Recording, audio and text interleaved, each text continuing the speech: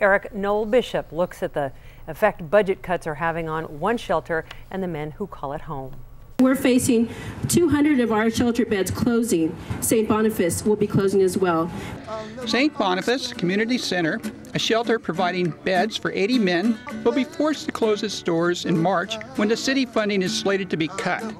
Bob Stallworth has stayed at St. Boniface off and on for 2 years. Here, I get a chance to know my neighbors, so to speak.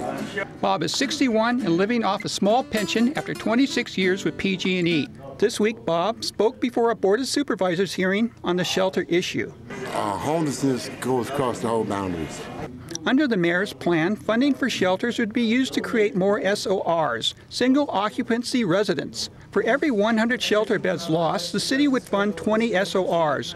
Bob doesn't think the math makes much sense. It's home to 80 men that are trying to get back on their feet, trying to have a normal life until they can be placed in their own place. For many people like Bob, even if they wanted city-subsidized housing, few could afford the $465 a month necessary on top of health care and living expenses. If the shelter should close, one option for the men sits right across the street.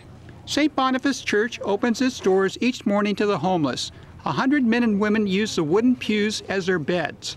This is Eric Noel Bishop for KRON 4 News.